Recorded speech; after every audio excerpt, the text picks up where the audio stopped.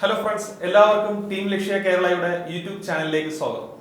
LDC മെയിൻസിന്റെയും degree level പ്രിലിംസിന്റെയും സിലബസിൽ fact about India എന്ന മേഖലയിൽ ഉൾപ്പെടുത്തിയിരിക്കുന്ന ഒരു വിഷയമാണ് ഇന്ത്യയുടെ വിദേശ നയം, ഇന്ത്യസ് ഫോറിൻ പോളിസി. ഈ മേഖലയെക്കുറിച്ചാണ് ഇനിയുള്ള ക്ലാസ്സുകളിൽ നമ്മൾ പഠിക്കാൻ പോകുന്നത്. SCERT പാഠപുസ്തകങ്ങളിൽ നിന്നായിരിക്കും ഈ മേഖലയിൽ നിന്ന് പരീക്ഷയ്ക്ക് ചോദ്യങ്ങൾ ചോദിക്കുവാൻ സാധ്യത. അതുകൊണ്ട് തന്നെ ഈ ക്ലാസ് ഞാൻ തയ്യാറാക്കിയിരിക്കുന്നത് SCERT പാഠപുസ്തകങ്ങളെ അടിസ്ഥാനമാക്കിക്കൊണ്ടാണ്. സ്കൂൾ തലത്തിൽ നമുക്ക് ഇന്ത്യയുടെ വിദേശ നയം വളരെ നല്ല രീതിയിൽ പഠിക്കാനുള്ളത് 10ാം ക്ലാസ്സിലെ സോഷ്യൽ സയൻസ് വിഭാഗത്തിൽ സ്വതന്ത്രാനന്തര ഇന്ത്യ എന്ന അധ്യായത്തിലാണ്. അതേപോലെ തന്നെ ഹയർ സെക്കൻഡറി ലെവലിൽ ഒരു അധ്യായം തന്നെ ഉണ്ട്, ഇന്ത്യസ് ഫോറിൻ റിലേഷൻ, ഇന്ത്യയുടെ വിദേശ ബന്ധങ്ങൾ. അപ്പോൾ 10ാം ക്ലാസ്സിലെ സോഷ്യൽ സയൻസിലെ സ്വതന്ത്രാനന്തര ഇന്ത്യ എന്ന പാഠഭാഗത്തെയും ഹയർ സെക്കൻഡറി തലത്തിലുള്ള ഇന്ത്യസ് ഫോറിൻ റിലേഷൻ, ഇന്ത്യയുടെ വിദേശ ബന്ധങ്ങൾ എന്ന പാഠഭാഗത്തെയും ആധാരമാക്കിക്കൊണ്ടാണ് ഈ ക്ലാസ്സിലെ നോട്ട്സും ക്ലാസ്സും ഞാൻ തയ്യാറാക്കിയിരിക്കുന്നത്. അപ്പോൾ ഇനി നമുക്ക് പാഠഭാഗത്തേക്ക് കടക്കാം. ഇന്ത്യയുടെ വിദേശ ബന്ധത്തെക്കുറിച്ച് ചർച്ച ചെയ്യുന്നതിന് മുമ്പ് രണ്ട് വാക്കുകളുടെ അർത്ഥം മനസ്സിലാക്കിയതിനു ശേഷം കൂടുതൽ പഠിക്കാം. വിദേശ ബന്ധം അഥവാ ഫോറിൻ റിലേഷൻ എന്ന വാക്കുകൊണ്ട് അർത്ഥമാക്കുന്നത് എന്താണ്? ഇതിന്റെ നിർവചനം വളരെ സിമ്പിളാണ്. രാഷ്ട്രങ്ങൾ തമ്മിലുള്ള ബന്ധത്തെയാണ് വിദേശ ബന്ധം എന്നതുകൊണ്ട് അർത്ഥമാക്കുന്നത്. ഈ വാക്കിൽ നിന്ന് തന്നെ നിങ്ങൾക്ക് അതിന്റെ ഡെഫിനിഷൻ പഠിച്ചെടുക്കാൻ പറ്റും. രാഷ്ട്രങ്ങൾ തമ്മിലുള്ള ബന്ധമാണ് വിദേശ ബന്ധം അഥവാ ഫോറിൻ റിലേഷൻ എന്നതുകൊണ്ട് അർത്ഥമാക്കുന്നത്. അത് കഴിഞ്ഞാൽ നമ്മൾ പഠിക്കേണ്ടത് എന്താണ് വിദേശ നയം അഥവാ ഫോറിൻ പോളിസി. അതാണ് നമ്മുടെ അധ്യായത്തിന്റെ പേര്, ഇന്ത്യസ് ഫോറിൻ പോളിസി, ഇന്ത്യയുടെ വിദേശ നയം. വിദേശ നയം എന്നതുകൊണ്ട് അർത്ഥമാക്കുന്നത് ഒരു രാജ്യത്തിന്റെ വിദേശ ബന്ധത്തെ, വിദേശ ബന്ധം എന്ന് പറയുന്നത് രാഷ്ട്രങ്ങൾ തമ്മിലുള്ള ബന്ധമാണ്. അപ്പോൾ ഒരു രാഷ്ട്രത്തിന്റെ വിദേശ ബന്ധത്തെ സ്വാധീനിക്കുന്ന തത്വങ്ങളെയും നയങ്ങളെയും പൊതുവെ അറിയപ്പെടുന്ന പേരാണ് വിദേശ നയം. ഒരു തവണ കൂടി വ്യക്തമായി പറയുകയാണ്, ഒരു രാജ്യത്തിന്റെ വിദേശ ബന്ധത്തെ സ്വാധീനിക്കുന്ന ആ രാഷ്ട്രത്തിൻ്റെതായ തത്വങ്ങളും നയങ്ങളും പൊതുവെ വിളിക്കപ്പെടുന്നത് വിദേശ നയം എന്ന പേരിലാണ്. അപ്പോൾ വിദേശ ബന്ധം എന്താണെന്ന് നമ്മൾ പഠിച്ചു, വിദേശ നയം എന്താണെന്ന് നമ്മൾ പഠിച്ചു. ഇനി വിദേശ നയത്തിലേക്ക് വരികയാണ്. ഒരു രാജ്യത്തിന്റെ വിദേശ നയത്തെ സ്വാധീനിക്കുന്നത് പ്രധാനമായും രണ്ടു കാര്യമാണ്. ഒന്ന്, ആ രാജ്യത്തിന്റെ ആഭ്യന്തര സാഹചര്യവും, രണ്ട്, ആ സമയത്തുള്ള അന്തർദേശീയ സാഹചര്യവും. അപ്പൊ അന്തർദേശീയ ആഭ്യന്തര സാഹചര്യങ്ങളാണ് ഒരു രാജ്യത്തിന്റെ വിദേശ നയങ്ങൾ രൂപകൽപ്പന ചെയ്യുന്നത്. അപ്പോൾ ഇന്ത്യയുടെ വിദേശ നയം നമ്മൾ പഠിക്കും.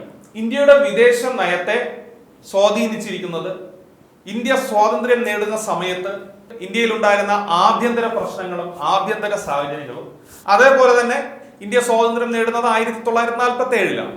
ആ 47 മുതലുള്ള കാലഘട്ടത്തിൽ അന്തർദേശീയ തലത്തിലുണ്ടായ സാഹചര്യങ്ങളുമാണ് ഇന്ത്യയുടെ വൈദേശിക നയത്തെ സ്വാധീനിച്ചിട്ടുള്ളത്. അപ്പോൾ അടിസ്ഥാനമായിട്ടുള്ള കാര്യങ്ങൾ നമ്മൾ പഠിച്ചു കഴിഞ്ഞു. രാഷ്ട്രങ്ങൾ തമ്മിലുള്ള ബന്ധമാണ് വിദേശ ബന്ധം. എന്നാൽ ഒരു രാഷ്ട്രത്തിന്റെ വിദേശ ബന്ധത്തെ സ്വാധീനിക്കുന്ന ആ രാജ്യത്തിന്റെ തത്വങ്ങളെയും നയങ്ങളെയും പൊതുവെ അറിയപ്പെടുന്നത് വിദേശ നയം അഥവാ ഫോറിൻ പോളിസി എന്നാണ്. ഒരു രാജ്യത്തിന്റെ ഫോറിൻ പോളിസിയെ സ്വാധീനിക്കുന്നത് അന്തർദേശീയ സാഹചര്യങ്ങളും ആഭ്യന്തര സാഹചര്യങ്ങളുമാണ്. അതുകൊണ്ട് തന്നെ 1947 ഓഗസ്റ്റ് 15 സ്വതന്ത്രമായ ഇന്ത്യയുടെ വിദേശ നയത്തെ സ്വാധീനിച്ചത് ആ സമയത്തുള്ള ആഭ്യന്തര സാഹചര്യവും ആ സമയത്തുള്ള അന്തർദേശീയ സാഹചര്യവുമാണ്. ഇനി ഇന്ത്യയുടെ വിദേശ നയം. ഇന്ത്യയുടെ വിദേശ നയം എന്ന് പറയുന്നത് ചേരിചേര നയത്തിൽ അധിഷ്ഠിതമായ ഒരു വിദേശ നയമാണ്. ഇന്ത്യയുടെ വിദേശ നയം എന്ന് പറയുന്നത് ചേരിചേര നയത്തിൽ അധിഷ്ഠിതമായ ഒരു വിദേശ നയമാണ്. എന്താണ് ചേരിചേര നയം എന്നും ആ പ്രസ്ഥാനമെന്നും നമ്മൾ ഇനി പഠിക്കും. പക്ഷെ നിങ്ങൾ എപ്പോഴും ഓർത്തിരിക്കുക, ഇന്ത്യയുടെ വിദേശ നയം എന്ന് പറയുന്നത് ചേരിചേര നയത്തിൽ അടിസ്ഥാനമാണ്. ഇനി ചേരിചേര നയത്തിലേക്ക് ഇന്ത്യ എത്തിച്ചത് ഇന്ത്യയും ചൈനയും തമ്മിൽ ഒപ്പുവെച്ച പഞ്ചശീല തത്വങ്ങൾ എന്ന എഗ്രിമെന്റ് ആണ്. അതുകൊണ്ട് തന്നെ ഇന്ത്യൻ വിദേശ നയത്തിന്റെ അടിത്തറ എന്നാണ് നിങ്ങളോട് പരീക്ഷയ്ക്ക് ചോദിക്കുന്നതെങ്കിൽ തെറ്റിക്കരുത്. ഇന്ത്യൻ വിദേശ നയത്തിന്റെ അടിത്തറ എന്നാണ് നിങ്ങളോട് പരീക്ഷയ്ക്ക് ചോദിക്കുന്നതെങ്കിൽ നിങ്ങൾ കൃത്യമായി ആൻസർ എഴുതുക പഞ്ചശീല തത്വങ്ങൾ. PSCയുടെ ആൻസർ ആണ്. അപ്പോൾ ചില കുട്ടികൾക്ക് ഡൗട്ട് വരും, ചേരിചേരാ പ്രസ്ഥാനമല്ലേ? യഥാർത്ഥത്തിൽ ഇന്ത്യൻ ഫോറിൻ പോളിസി എന്ന് പറയുന്നത് പഞ്ചശീല തത്വങ്ങളെ ആധാരമാക്കിക്കൊണ്ട് ഉയർന്നു വന്ന ചേരിചേരാ നയത്തിൽ അധിഷ്ഠിതമായ ഫോറിൻ പോളിസി പിന്തുടരുന്ന രാജ്യമാണ് ഇന്ത്യ. ഇതാണ് കൃത്യമായി നമുക്ക് നിർവചിക്കാൻ പറ്റുന്നത്. അതായത് ചേരിചേരാ നയത്തിലേക്ക് എത്തിച്ചത് ഈ പഞ്ചശീല തത്വങ്ങളാണ്. പഞ്ചശീല തത്വങ്ങളിൽ നിന്ന് ഉരുത്തിരിഞ്ഞു വന്ന ചേരിചേരാ നയത്തിൽ അധിഷ്ഠിതമായ ഒരു പോളിസിയാണ് ഇന്ത്യക്കുള്ളത്. എന്നാൽ PSC പരീക്ഷയിൽ 2014 നടന്ന ഒരു പ്രീവിയസ് ക്വസ്റ്റ്യനിൽ കൃത്യമായ ഒരു ആൻസർ കൊടുത്തിട്ടുണ്ട്. ഇന്ത്യൻ വിദേശ നയത്തിന്റെ അടിത്തറ എന്ന് പറയുന്നത്, ഇനി ആരും തെറ്റിക്കരുത്, അത് പഞ്ചശീല തത്വങ്ങളാണ്. അതിനെക്കുറിച്ച് നമ്മൾ പഠിക്കും. ഇനി നമ്മൾ ഇന്ത്യയുടെ വിദേശ നയത്തെക്കുറിച്ച് ഒരു പ്രധാനപ്പെട്ട വ്യക്തി പറഞ്ഞ ഒരു വാചകത്തിലേക്കാണ് പോകുന്നത്. ശ്രദ്ധിക്കുക. ലോകത്തെ എല്ലാ ജനവിഭാഗത്തിന്റെയും സൗഖ്യവും സ്വാതന്ത്ര്യവും ഉറപ്പുവരുത്തുന്ന വലിയ ദൗത്യം ഏറ്റെടുത്തുകൊണ്ട് എല്ലാവരുമായും സൗഹൃദപരമായ സഹകരണമാണ് നമ്മളുടെ ലക്ഷ്യം. ആരുമായും പ്രശ്നങ്ങൾ സൃഷ്ടിക്കുന്നതിന് ഞങ്ങൾ തയ്യാറല്ലെന്നാണ് ലോകരാജ്യങ്ങളോട് ഉണർത്താനുള്ളത്. ഒരു തവണ ശ്രദ്ധിച്ചേ. ലോകത്തിലെ എല്ലാ ജനവിഭാഗത്തിന്റെ സൗഖ്യം സ്വാതന്ത്ര്യവും ഉറപ്പുവരുത്തുന്ന വലിയൊരു ദൗത്യമാണ് നമ്മൾ ഏറ്റെടുക്കുന്നത്. എല്ലാവരുമായും സൗഹൃദപരമായ സഹകരണമാണ് നമ്മളുടെ ലക്ഷ്യം.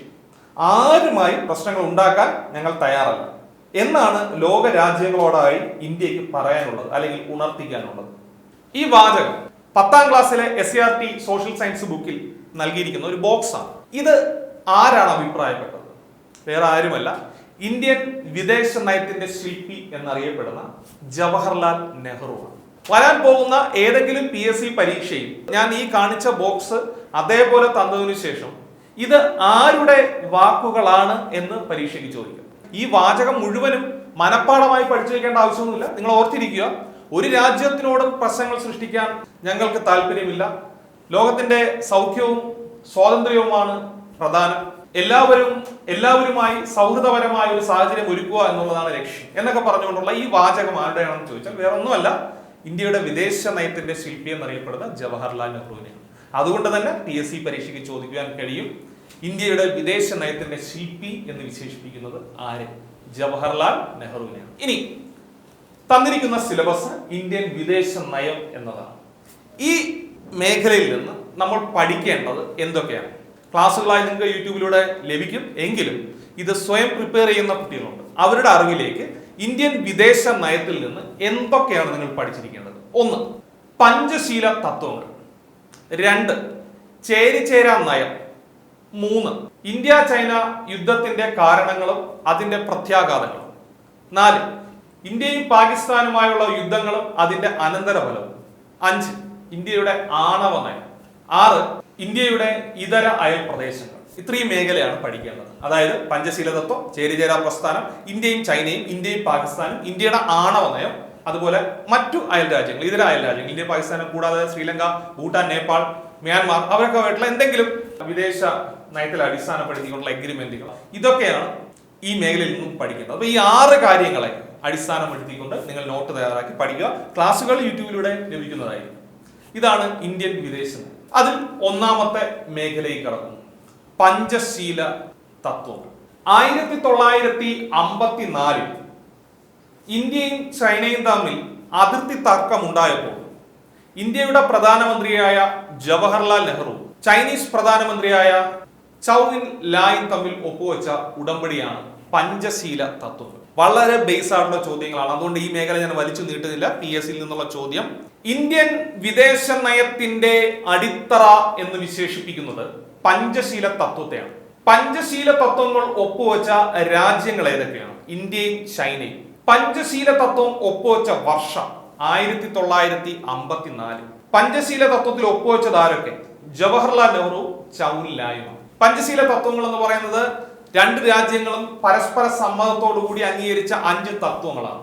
അപ്പോൾ അതിൽ നിന്ന് നിങ്ങളോട് പരീക്ഷയ്ക്ക് ചോദിക്കാം, താഴെ തന്നിരിക്കുന്നവയിൽ പഞ്ചശീല തത്വത്തിൽ ഉൾപ്പെടാത്തത് ഏതാണ്? അപ്പൊ ഉൾപ്പെടാത്തത് ഏതാണ് എന്നുള്ളത് ഒരു ഉദ്യോഗാർത്ഥിക്ക് പഠിച്ചെടുക്കാൻ സാധിക്കില്ല.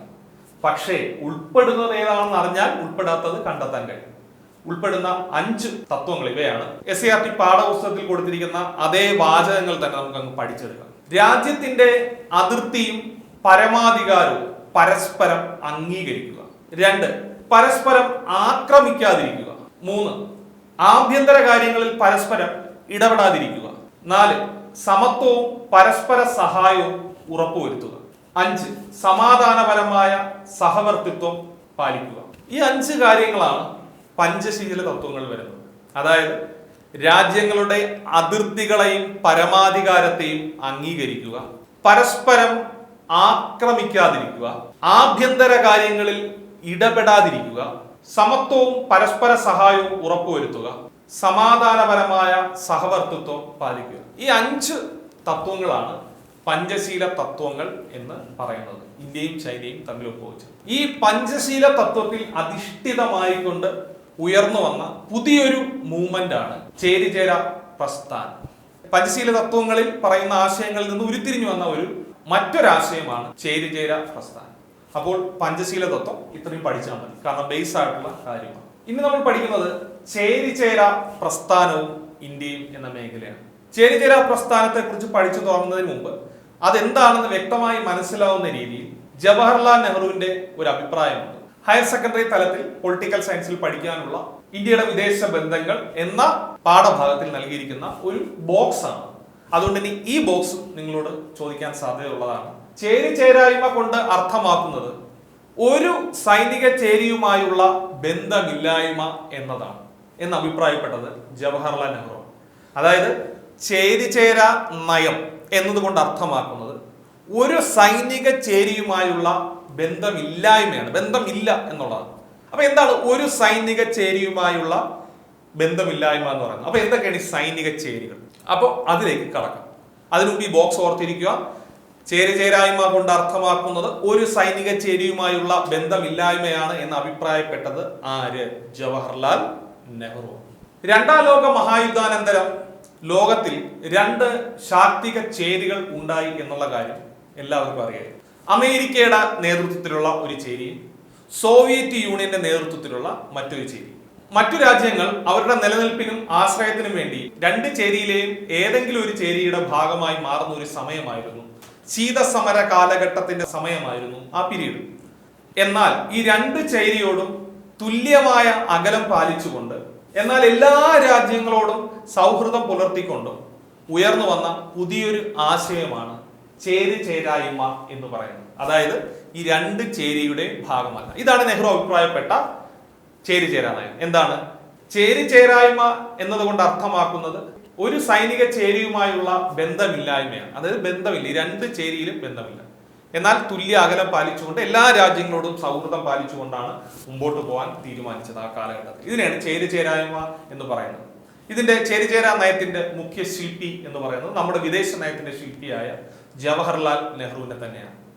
ചേരിചേരാ നയം കൊണ്ട് അന്ന് ലക്ഷ്യം വെച്ചത് ആ സമയത്ത് വികസ്വര രാജ്യങ്ങൾ, ഡെവലപ്പിംഗ് നാഷൻസ് ഉണ്ടായിരുന്നു, അവരുടെ സാമ്പത്തിക രാഷ്ട്രീയമായിട്ടുള്ള ഉന്നതിയാണ്. അതോടൊപ്പം തന്നെ ശീതസമരത്തിന്റെ തീവ്രത കുറയ്ക്കാനും ഇന്ത്യയുടെ ദേശീയ താല്പര്യം സംരക്ഷിക്കാനും ചേരിചേരാ നയത്തിലൂടെ കഴിയും. അപ്പൊ എന്താണ് ചേരിചേരാ നയം? 2ാം ലോക മഹായുദ്ധാനന്തരം അമേരിക്കയുടെയും സോവിയറ്റ് യൂണിയന്റെയും നേതൃത്വത്തിൽ ലോകം 2 ചേരികളായി തിരിഞ്ഞപ്പോൾ 2 ചേരികളോടും തുല്യ അകലം പാലിച്ചുകൊണ്ട്, എന്നാൽ എല്ലാ രാജ്യങ്ങളോടും സൗഹൃദം പുലർത്തിക്കൊണ്ട് ഉയർന്നു വന്ന 2 ചേരിയുമായി ബന്ധമില്ലാത്ത ഒരു ആശയമാണ് ചേരിചേരാ നയം. ചേരിചേരാ നയത്തിലൂടെ വികസ്വര രാഷ്ട്രങ്ങളുടെ സാമ്പത്തിക രാഷ്ട്രീയ ഉന്നമനമാണ് ലക്ഷ്യം. ഇന്ത്യയെ സംബന്ധിച്ചോളം ശീതസമരത്തിന്റെ തീവ്രത കുറയ്ക്കുവാനും ഇന്ത്യയുടെ ദേശീയ താല്പര്യം സംരക്ഷിക്കപ്പെടുവാനും ചേരിചേരാ നയം സഹായിച്ചു എന്ന് വിലയിരുത്തപ്പെടുന്നു. ഇനി ചേരിചേരാ നയത്തിനെ കുറിച്ചുള്ള അടിസ്ഥാന വസ്തുതകൾ. 1. ചേരിചേരാ നയത്തിലേക്ക് ഇന്ത്യയെ എത്തിച്ചത് ആഫ്രോ ഏഷ്യൻ രാജ്യങ്ങളുടെ കൂട്ടായ്മയാണ്. ആഫ്രോ ഏഷ്യൻ രാജ്യങ്ങളുടെ കൂട്ടായ്മ 45-ന് ശേഷം ശക്തമായിരുന്നു. ഈ ഏഷ്യയിലും ആഫ്രിക്കയിലുമാണ് ഒരുപാട് രാജ്യങ്ങൾ അന്ന് സ്വതന്ത്രമാവുന്നതും ഡെവലപ്പിംഗ് സ്റ്റേജിലായിരുന്നത്. ഇതിന്റെ ഭാഗമായി ജവഹർലാൽ നെഹ്റു മുൻകൈ എടുത്തുകൊണ്ട് ചില സമ്മേളനങ്ങൾ ഒരുക്കിയായിരുന്നു. അതിൽ 3 കൃത്യമായി പഠിച്ചിരിക്കുക. 1947 ഡൽഹിയിൽ ഏഷ്യൻ റിലേഷൻസ് കോൺഫറൻസ് വിളിച്ചു ചേർത്തു. പരീക്ഷയ്ക്ക് ചോദിക്കും. ജവഹർലാൽ നെഹ്റുവിന്റെ നേതൃത്വത്തിൽ ആഫ്രോ ഏഷ്യൻ കൂട്ടായ്മയുടെ ഭാഗമായിക്കൊണ്ട് ഏഷ്യൻ റിലേഷൻ കോൺഫറൻസ് വിളിച്ചു ചേർത്ത വർഷം 1947. ഇതൊക്കെ ചേരിചേരാ നയത്തിലേക്ക് എത്തിച്ച ഘടകങ്ങളാണ്. തുടർന്ന് 1949 ഡച്ചുകാരുടെ നിയന്ത്രണത്തിൽ നിന്ന് ഇന്തോനേഷ്യയെ മോചിപ്പിക്കുന്നതിന് വേണ്ടി ഒരു ഇന്റർനാഷണൽ കോൺഫറൻസ് നെഹ്റു വിളിച്ചു ചേർത്തു. 1949 ഡച്ചുകാരുടെ അധിനിവേശത്തിൽ നിന്ന് ഇന്തോനേഷ്യയെ മോചിപ്പിക്കുന്നതിന് വേണ്ടിയുള്ള ഒരു കോൺഫറൻസ് നടന്നു. അത് ഏത് വർഷമാണ്? 1949 ഹേഗിൽ വെച്ചാണ് ആ സമ്മേളനം നടന്നത്. ഇതാണ് തുടക്ക കാലഘട്ടത്തിൽ ചേരിചേരാ നയത്തിലേക്ക് എത്തിച്ചേരാൻ സഹായമായ രാജ്യങ്ങളുടെ ഒരു കൂട്ടായ്മ എന്ന് പറയുന്നത്. 47 നടന്ന ഏഷ്യൻ റിലേഷൻസ് കോൺഫറൻസും 49 ഇന്തോനേഷ്യക്ക് സ്വാതന്ത്ര്യം നേടിയെടുക്കുന്നതിന് വേണ്ടി നടത്തിയ ഹേഗിൽ നടത്തിയ കോൺഫറൻസ്. തുടർന്നാണ് ചേരിചേരാ പ്രസ്ഥാനത്തിന് അടിസ്ഥാനമായ സമ്മേളനം നടക്കുന്നത്. 1955 ബാൻഡൂങ് സമ്മേളനം. ചേരിചേരാ പ്രസ്ഥാനത്തിന്റെ രൂപീകരണത്തിന് അടിസ്ഥാനമായ സമ്മേളനം ഏതെന്ന് ചോദിച്ചാൽ 1955 ബാൻഡൂങ് സമ്മേളനം, അല്ലെങ്കിൽ 1955 ബാൻഡൂങ് സമ്മേളനത്തിലൂടെ രൂപീകരിക്കപ്പെട്ട സംഘടന എന്ന് ചോദിച്ചാലും അത് നാമാണ്, ചേരിചേരാ പ്രസ്ഥാനം. ബാൻഡൂങ് സമ്മേളനം നടന്ന വർഷം 1955. ഇനി ഈ ചേരിചേരാ നയത്തെക്കുറിച്ചും ചേരിചേരാ പ്രസ്ഥാനത്തെക്കുറിച്ചും ജനറൽ ആയിട്ട് നമുക്ക് പഠിച്ചു വരാം. ഒന്ന്, ചേരിചേരാ പ്രസ്ഥാനം എന്ന ആശയം മുന്നോട്ട് വെച്ചതായി ഒരു കാരണവശാലും തെറ്റിക്കരുത്, VK കൃഷ്ണമേനോൻ. ഇതൊക്കെ വളരെ ബേസ് ആയിട്ടുള്ള കാര്യങ്ങളാണ്, നമ്മൾ വലിച്ചു നീട്ടുന്നില്ല. രണ്ട്, ചേരിചേരാ നയത്തിന്റെ ശില്പി ആരാണ്? ജവഹർലാൽ നെഹ്റു ആണ് ചേരിചേരാ നയത്തിന്റെ ശില്പി. എന്നാൽ ആശയം മുന്നോട്ട് വെച്ചത് VK കൃഷ്ണമേനോൻ. ചേരിചേരാ പ്രസ്ഥാനം രൂപം കൊണ്ട വർഷം 1961. ചേരിചേരാ പ്രസ്ഥാനം രൂപം കൊണ്ടിരിക്കുന്നത് പഞ്ചശീല തത്വങ്ങൾക്ക് അധിഷ്ഠിതമായിക്കൊണ്ടാണ്. അപ്പോൾ നിങ്ങളോട് ചോദിക്കും, പഞ്ചശീല തത്വങ്ങൾക്ക് അധിഷ്ഠിതമായിക്കൊണ്ട് ഉയർന്നു വന്ന അന്താരാഷ്ട്ര സംഘടന ഏതാണ്? ചേരിചേരാ പ്രസ്ഥാനം. 1961. ചേരിചേരാ പ്രസ്ഥാനത്തിന് ആദ്യത്തെ സമ്മേളനം നടന്നത് ബെൽഗ്രേഡിൽ വെച്ചാണ്. 1961 ബെൽഗ്രേഡിൽ വെച്ചാണ്. എന്നാൽ ചേരിചേരാ പ്രസ്ഥാനം രൂപീകരിക്കാൻ കാരണമായ സമ്മേളനം 1955 ബാൻഡൂങ് സമ്മേളനമാണ്. എന്നാൽ ചേരിചേരാ പ്രസ്ഥാനത്തിന്റെ ആദ്യ സമ്മേളനം നടന്നത് ബെൽഗ്രേഡിൽ വെച്ചാണ് 1961. പരീക്ഷയ്ക്ക് ചോദിക്കും, ചേരിചേരാ പ്രസ്ഥാനത്തിന്റെ ആസ്ഥാനം എവിടെയാണ്? തെറ്റിക്കരുത്, ചേരിചേരാ പ്രസ്ഥാനത്തിന് ഒരു സ്ഥിരം ആസ്ഥാനം ഇല്ല. ഇനി ചേരിചേരാ പ്രസ്ഥാനത്തിന്റെ രൂപീകരണത്തിന് കാരണക്കാരായ പ്രധാനപ്പെട്ട ലോക നേതാക്കൾ ആരാണ്? ഇത് ഉറപ്പായിട്ട് പരീക്ഷയ്ക്ക് ചോദിക്കും. ഒന്ന്, ജവഹർലാൽ നെഹ്റു, ഇന്ത്യയെ പ്രതിനിധീകരിക്കുന്നു. രണ്ട്, Gamal Abdul Nasser, Egypt. Marshal Tito, Yugoslavia. General Sukarno, Indonesia. Kwame Nkrumah, Ghana. Jawaharlal Nehru, India. Gamal Abdul Nasser, Egypt. Marshal Tito, Yugoslavia. General Sukarno, Indonesia. Kwame Nkrumah, Ghana. ഈ 5 പേരാണ് പ്രധാന നേതാക്കൾ. ഇതിന് പുറമെ എത്യോപ്യക്കാരനായ ഹെയ്ലി സലാസി കൂടി ഇവർക്ക് ശക്തമായ പിന്തുണ കൊടുത്ത മറ്റൊരു ലോക നേതാക്കളാണ്. ഇവരുടെ നേതൃത്വത്തിലാണ് ചേരിചേരാ പ്രസ്ഥാനം രൂപം കൊണ്ടത്. നിലവിൽ ചേരിചേരാ പ്രസ്ഥാനത്തിൽ 120 രാജ്യങ്ങളുണ്ട്. ഏറ്റവും ഒടുവിൽ അംഗമായ രാജ്യങ്ങളാണ് ഫിജിയും അസർബൈജാൻ. അപ്പോൾ നമുക്ക് ചേരിചേരാ പ്രസ്ഥാനത്തെ കുറിച്ച് ഇങ്ങനെ പഠിച്ചെടുക്കാം. ചേരിചേരായ്മ എന്നതുകൊണ്ട് അർത്ഥമാക്കുന്നത് ഒരു സൈനിക ചേരിയുമായുള്ള ബന്ധമില്ലായ്മയാണ്. ചേരിചേരാ പ്രസ്ഥാനം എന്ന ആശയം മുന്നോട്ട് വെച്ചത് VK കൃഷ്ണമേനോൻ. ചേരിചേരാ പ്രസ്ഥാനത്തിന്റെ ശില്പി ജവഹർലാൽ നെഹ്റു. ചേരിചേരാ പ്രസ്ഥാനം രൂപം കൊള്ളാൻ കാരണമായ സമ്മേളനം 1955 ബാൻഡൂങ് സമ്മേളനം. പഞ്ചശീല തത്വങ്ങളിൽ അധിഷ്ഠിതമായി കൊണ്ട് ഉയർന്നു വന്ന അന്താരാഷ്ട്ര സംഘടനയാണ് ചേരിചേരാ പ്രസ്ഥാനം. ചേരിചേരാ പ്രസ്ഥാനം രൂപം കൊണ്ട വർഷം 1961. ചേരിചേരാ പ്രസ്ഥാനത്തിന്റെ ആസ്ഥാനം സ്ഥിരം ആസ്ഥാനമില്ല. ചേരിചേരാ പ്രസ്ഥാനത്തിന് നേതൃത്വം കൊടുത്ത പ്രധാന ലോക നേതാക്കൾ ജവഹർലാൽ നെഹ്റു, ഇന്ത്യ.